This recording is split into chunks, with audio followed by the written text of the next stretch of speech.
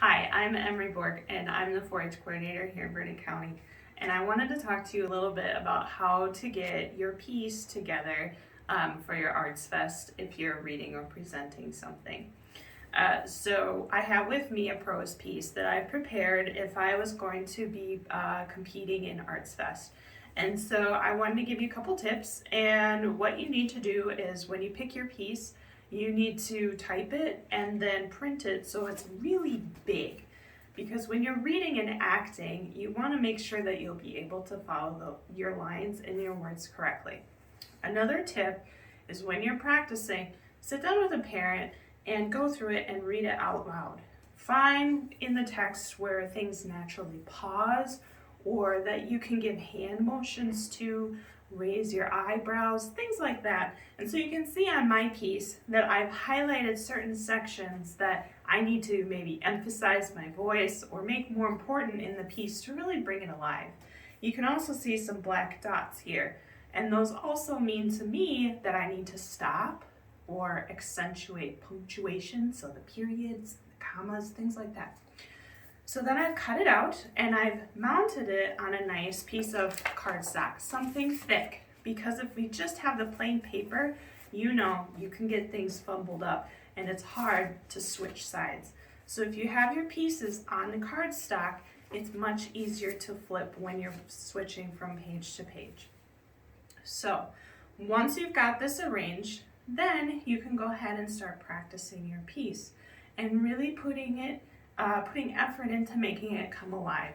And so what this means is just reading it out loud lots and lots of times, and then highlighting, like I said, in order to make that emphasis. So let me show you the difference between just reading and reading to be judged for an Arts Fest. So let me start. This piece is called "It Has to Be About Unicorns." It's something that I've written. All right, always make sure to read the title and who it's from to give them credit. It Has to Be About Unicorns by Emery Bork. It has to be about unicorns. No, really, it does. Unicorns on my shirt, my backpack, hair clips, shoes, you name it. Unicorn equals girl power. That was the first paragraph. What did you think? It's funny, right? But I didn't really put any emphasis in it. So let's rewind and think about how we can make this more interesting. Ready? It has to be about unicorns by Emery Bork. It has to be about unicorns. No, really? It does.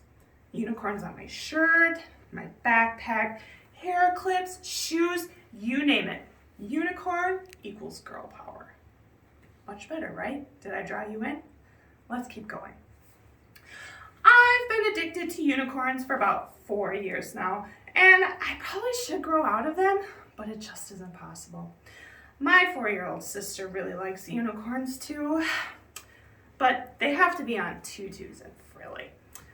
I'm not that sort of girl. I've been tempted to ditch unicorns because my sister likes them, but I just can't.